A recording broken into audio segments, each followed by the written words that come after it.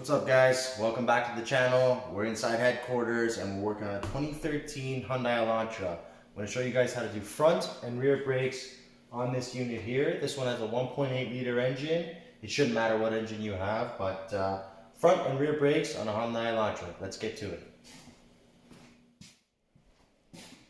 Obviously diving in, we're going to need to take off the front wheels.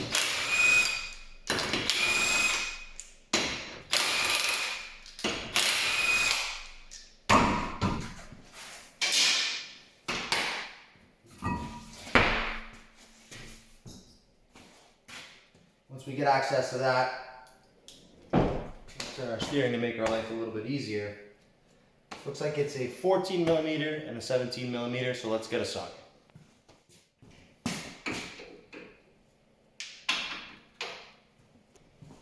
Before we go ahead and unbolt them, I recommend getting a pry bar, getting in here and see if we can push that caliper back a little bit easier now than doing it later.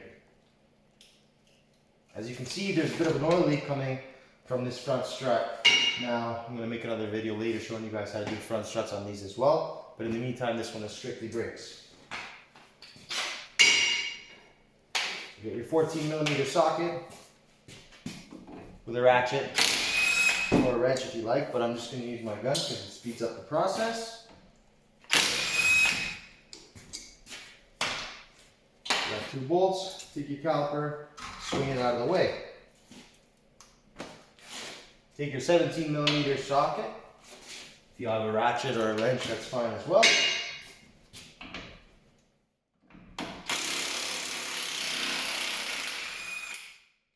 Rest in peace, headphone users.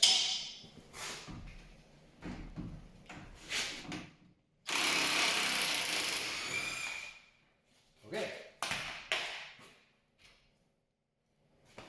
Now we have our caliper and our caliper holder off and ready to disassemble.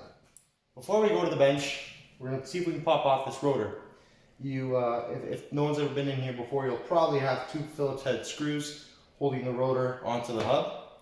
And I will show you a specialty tool for that in just a sec. Alright guys, this here is an impact driver. It drives the impact. As you hammer it, it rotates whatever adapter you have in here. For this, obviously, we're using the Phillips bit. I'm going to put it in here, and we are going to give it a smack. Cracks that loose. And I believe that cracked loose as well. No? There we go. Now, if you don't have this tool, you could use a screwdriver and hope it comes off, but as you can see, these brakes are pretty rusted and you're likely going to have pretty rusted bolts as well.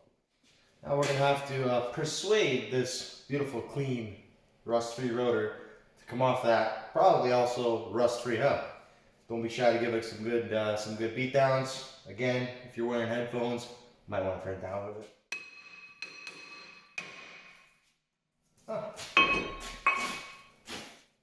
Okay, now that we've popped our rotor off, we're ready to disassemble the caliper holder and prepare it for reinstallation. You're probably going to have your pads still seized in here unless you already took them out already. If they are,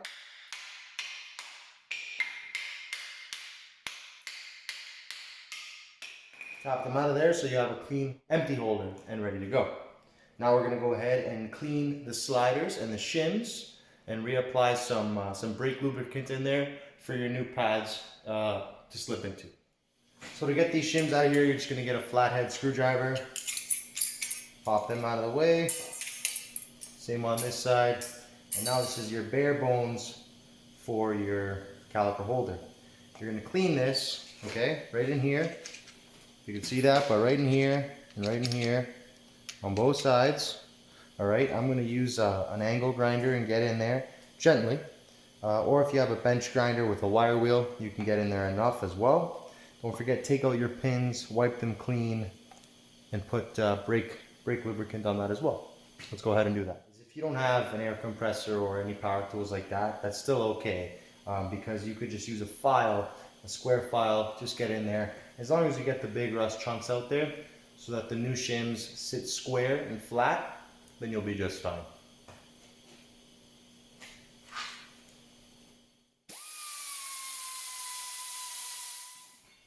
Okay, now we're going to make sure that this hub is a smooth, clean surface, which this one actually is. And we're going to line up our new rotor onto the hub.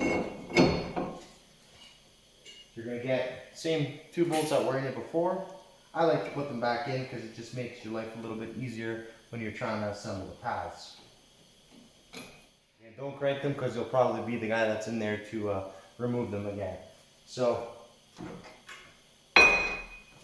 now we want to finish pushing that piston back. For that I have this tool here.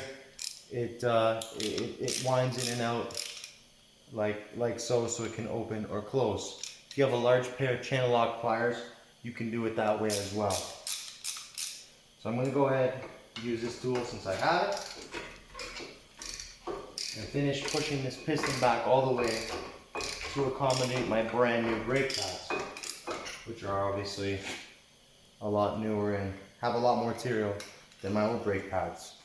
Alright, now that our new rotor's on, our caliper's ready to rock, I'm going to dress our caliper holder with brake lubricant and then drop our shims in.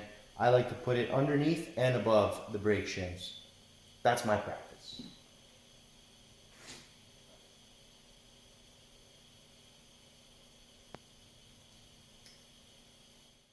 Hopefully your brake pads are good quality brake pads that come with new shims. Sometimes they don't come with them, but that makes it a real pain to clean your old ones. Alright, so we'll drop these shims now in the caliper holder.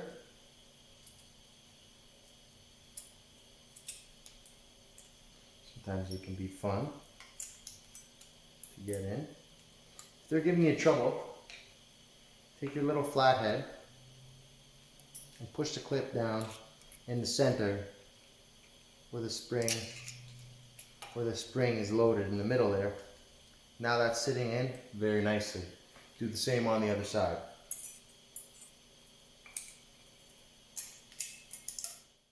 Right, so now we have both our new shims in on this caliper holder.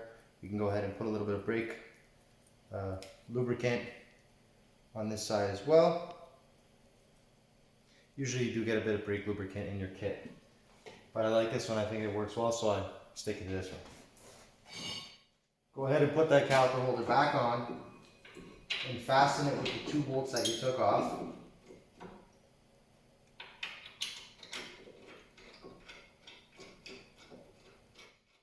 Now usually for the assembly process I like to do it by hand to get a good feel for it.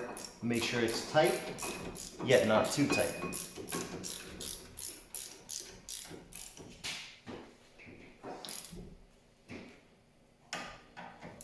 Now we're going to pick up our new brake pads. You're going to notice one style is different from the other. This wear indicator usually goes on the inside, and I like to put them in such a way where that as the rotor is rolling forward, this shim is on the, not the lead side, but the back side, so it picks it up on the way out. Okay? The purpose for that is to tell you when your pads are getting low, which is probably why you're watching this video. So, put a little bit of brake lube on the tops of the pads here, and a little bit on the back as well, if you have enough. Usually, I find that, you know, a squeak is prevented by putting a little bit extra in certain places.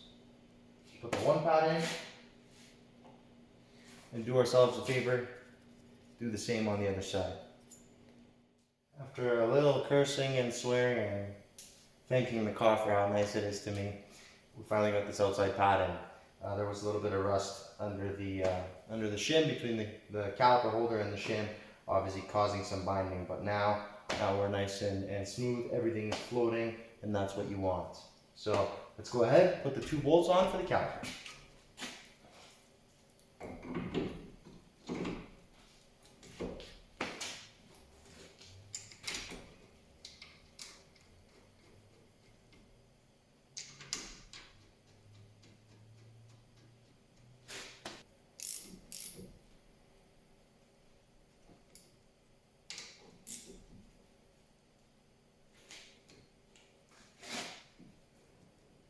Alright guys, now we're assembled. Just want to do one more thing in here.